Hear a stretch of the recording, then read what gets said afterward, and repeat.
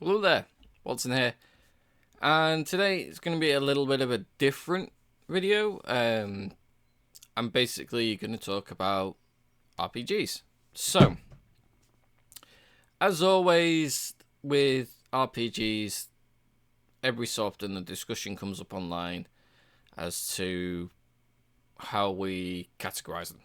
So, whether the JRPGs, Western RPGs, whether we should be calling them turn-based RPGs, strategy RPGs, you name it, it comes across. So why do we do this? Why does this conversation always come up? And it only comes up with RPGs. It doesn't come up with like first-person shooters or puzzle games or platformers or action games or anything like that. It just comes up with RPGs because the RPG gaming community is a very passionate one.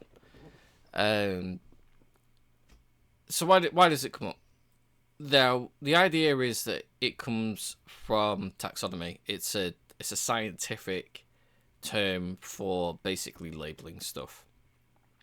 We label everything: chairs, tables, animals, so cats, dogs, whatever, and then we subcategorize them into like orange cats or pit bull terriers, or we do the same with games, and we tend to focus on a mechanic within the game to categorize it. So it might be a battle mechanic, so turn-based RPG, or it might be that it's a strategy RPG or Souls-like.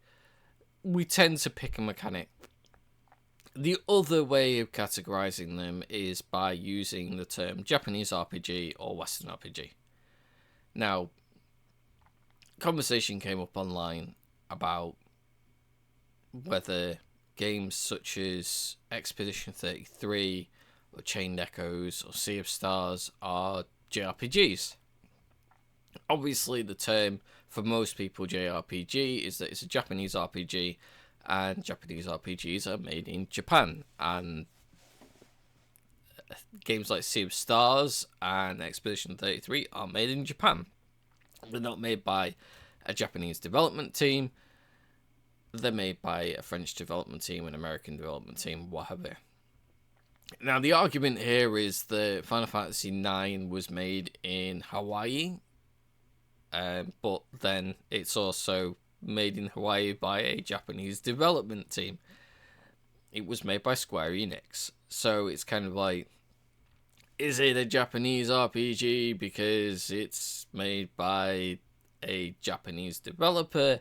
Or is it not because it was made in Hawaii rather than made in America?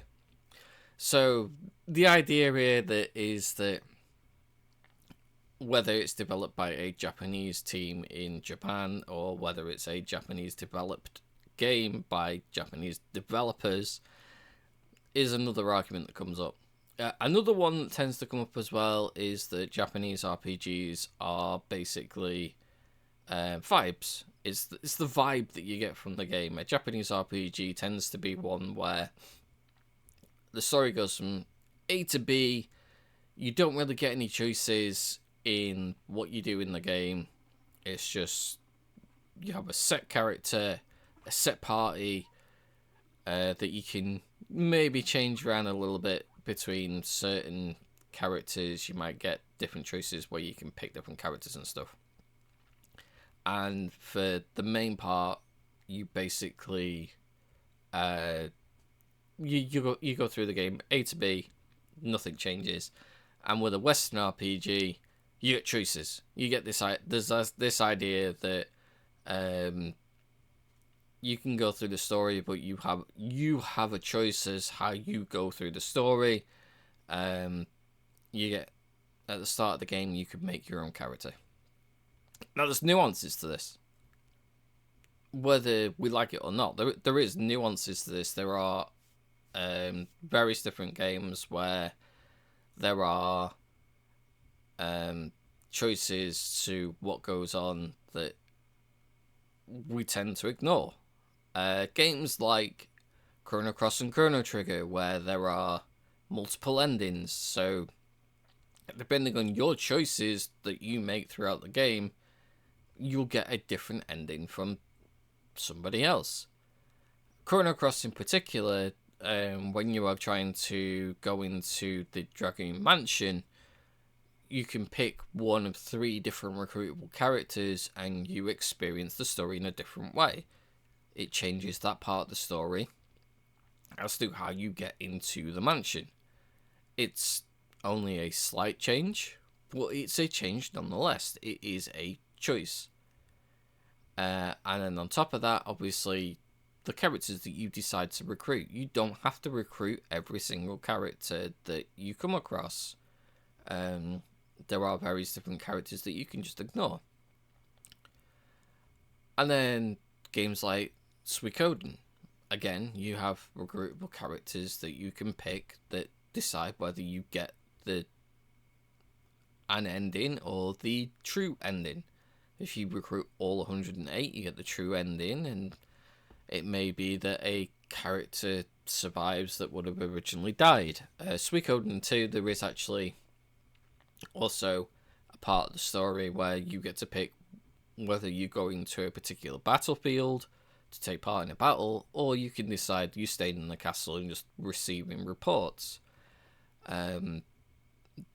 And then obviously, depending on whether you go to the battles or not, some of the characters might die, and that changes how the game plays out. You might not see particular story beats, it might be a character that you were using, and so on. So there are nuances.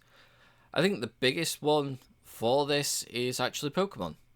Pokemon is the biggest Japanese RPG, for lack of a better term. It's the biggest media franchise in the world. It rakes in billions and billions and billions of pounds. But Pokemon in general is a game that's very much based on choices. Particularly, I'm going to talk about Gen 1 because that's the one that I have the most experience with. But you start off, Gen 1, everyone knows any Pokemon game, you start off with a choice. Which starter to pick. In Gen 1, you have Bulbasaur, Charmander, and Squirtle. Depending on which one you pick, depends on how difficult the game's going to be. If you pick Charmander, you're going to struggle when you get to the first gym, which is primarily the story of the game, defeating all the gym leaders and going and defeating the Elite Four and becoming the champion. So your first gym is going to be harder if you pick Charmander than it is if you pick Bulbasaur or Squirtle. The second gym that you come to is going to be harder if you pick Charmander or Squirtle, because it's a water gym. And water beats fire and it resists itself. So Bulbasaur is the easier choice for the first 3 gyms.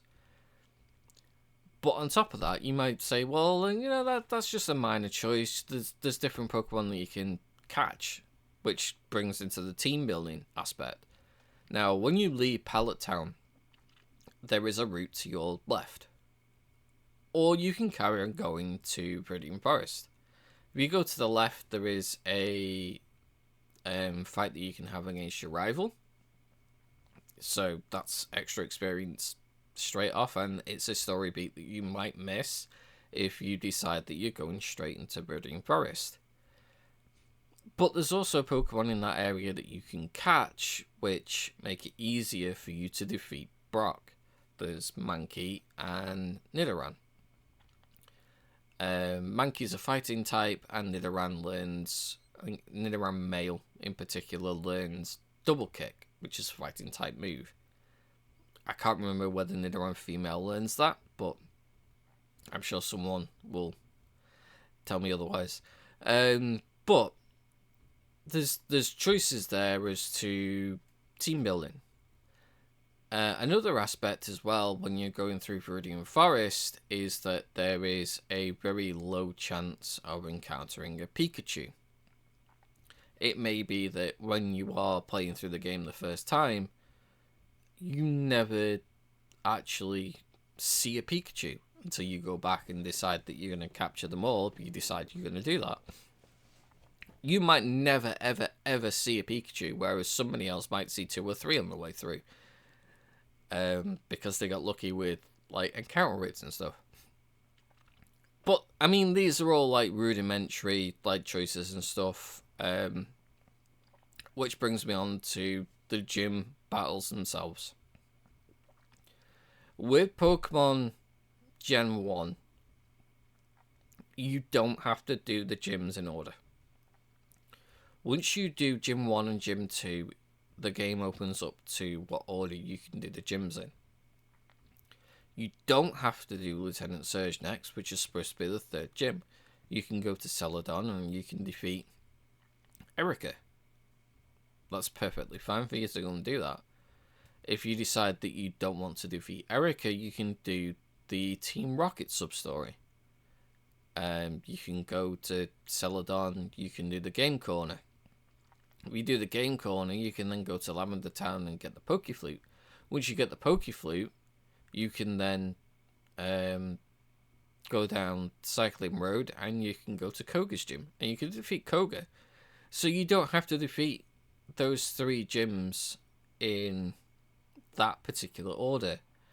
Once you've done Lavender Tower, you can go into not Fuchsia, Saffron City, and you can, is it Saffron? I forget. You can do the tower in that city with Sabrina's gym. I'm sure it's Saffron. I'm just forgetting. Yeah, because Celadon's next to it. Yeah, it is Saffron. So you go to Saffron City, you can do Silph Company and defeat Sabrina. So those 4 gyms you can do in any order. Once you do one of them, which gives you Surf, you can then go to Cinnabar Island and defeat Blaine. So with those 5 gyms and the Team Rocket stuff, which are all story related stuff, you can do those in any order that you choose, and that changes how you perceive the story. You have to finish the whole thing with Giovanni last. Giovanni has to be last. But you can pick and choose which of the different gyms that you want to go and battle. You don't have to do them in the order that the game tells you that you have to do them. If you go back to various different gyms, it makes it a lot easier because you will then be over-leveled. But you have that choice. And it's that choice with RPGs, JRPGs in particular, that we're told doesn't exist. But it does in Pokemon games. Which is the biggest Japanese franchise. It's the biggest Japanese RPG. So this whole idea that we're going with how a game feels, again, is one of those where it's like, it's not wrong if that's what you feel the game should be like, and that's how you want to label the game, then that's fine. It's not incorrect. But it's also one of those where you can say, well, it's a turn-based RPG. And that's also correct. And it's the same with Western RPGs. We're told with Western RPGs that you have a lot of choice. And it's an illusion. With a lot of Western RPGs, it is an illusion. The idea with the story is that you can tackle the story in whatever manner or fashion that you want to, whereas games like Elder Scrolls Oblivion, which I played recently, the main story plays out in the same fashion. It might be slightly different how you go about actually doing the main story, but generally you go from point A to point B and complete the story. You can decide that you're going off and doing whatever first, but you can do that in Japanese RPGs. Usually, before you fight the final boss, you can go off and explore the world and do many, many different side quests. Which is the same as a Western RPG, which is where we're getting this argument that Western RPGs give you more choice as to how you go about doing the story. Japanese RPGs also have that, it's just later in the game. And games like Mass Effect, we're told that basically you can create a character in your own image, whereas Mass Effect, you are playing as Shepard. You're not playing as yourself. You are playing as John or Jane Shepard. You can kind of change how they look to a certain degree, but there are cases where in Japanese RPGs you can customize your character. Pokemon again is one of those. In the more recent Pokemon games, you can change whether your character's male or female. You can change their hairstyle. You can change what clothes they wear, so your character looks different from somebody else's. The character customization options are limited, but the customization options are there nonetheless. So in general, what I'm trying to say is that yes, as a community, we all love RPGs, and we can never decide what label to put on stuff. And really, it doesn't matter. If you decide that you are going to call a RPG a JRPG, that's fine. If you decide that you're going to call it by whatever combat mechanic it is, turn-based or whatever, that's also fine. It doesn't matter either way whether you call it a Japanese RPG or a turn-based RPG. It's just how you want to give it a label and put it in a particular box. There's no problem with that. It's not incorrect. At the end of the day, the only time it matters is for the developers and how they market the game and how it's categorized on storefronts so that you can find the game. Doesn't matter what we call it. We can call it whatever we want. If we want to call a spade a brush, that's fine. It only matters to the developers and their marketing. So yeah, that's my ramble basically. I had a whole conversation with Emily from Obology. I can't say it. I apologize for absolutely butchering that. Obology, I believe. I apparently can't say that word out loud, so I apologize. But yeah, we had a really good conversation on X about vibes and stuff in games and whether a particular game should really be categorized as something else.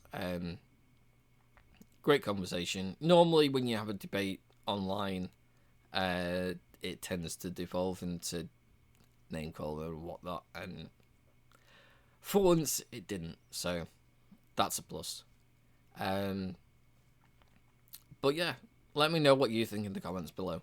Obviously, I'm not expecting this to blow up, so it's just me rambling into the ether. But if you think I'm incorrect, tell me I'm incorrect. But as I said, it's just a label. It's just what we decide that we're going to call something. I personally don't like calling them JRPGs or Western RPGs. I'd rather use the combat mechanic to describe them. That's just how I was brought up. I don't know whether it's just a me thing or whether it's like a UK thing or whatever, but from what I remember growing up playing games, whenever I used to read about RPGs in magazines, and there wasn't many in the UK that got a lot of coverage in magazines, they were never called JRPGs. They were always called turn-based RPGs or strategy RPGs or whatever, like action RPGs. They were never given the Japanese or the Western RPG moniker. I don't know whether that's me misremembering, but I don't recall reading that in any of the magazines that I had when I was growing up. Stuff like Official UK PlayStation Magazine, stuff like that. As far as I remember, they didn't use those terms. It was always like turn-based RPG and stuff like that. And none of my friends used those terms either. It's something that I've come to realise has been a thing on the internet for a while. Being more and more online is making me realise that's always kind of generally been a thing. I don't know whether it's an American thing or what, but yeah, it's not something that I came across when I was growing up. So I've always called them turn-based RPGs. I've never called them Japanese RPGs or whatever. So yeah, and I get the whole idea that games like Expedition 33 feel like a Japanese RPG, and that you can call like a turn-based RPG, but what kind of vibe are we getting with this? Are we getting a Baldur's Gate turn-based RPG, or are we getting a Final Fantasy RPG? But at the same time, with Final Fantasy, it's kind of like you can get many different vibes from a Final Fantasy game as well. Tactics is a strategy RPG. You got Theatre Rhythm, which is a rhythm-based game. You've got Stranger of Paradise, which is a Souls-like. Obviously, you've got your main Final Fantasy games that are turn-based RPGs. Final Fantasy 16 is an action RPG and arguably is more Western feeling, but then people still call it a JRPG because it's still, the story's still like you go to point A to B and there's not really much in the way of like choice. So I don't know, this is just me rambling.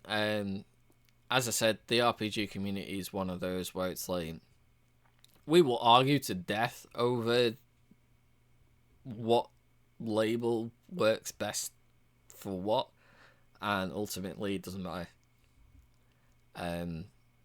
It's only really useful for the developers, so we can call them whatever we like, and none of it's wrong, none of it's incorrect. If you want to call them JRPGs, that's fine, that's correct. If you want to call them turn-based RPGs, that's fine, that's correct. It ultimately doesn't matter. I mean, heck, you can call them cozy games. Like that also works as well. Although that tends to be with farming sims for some reason, which is kind of like okay. But that's a different ramble anyway. But yeah, as I said, this is just me rambling about RPGs.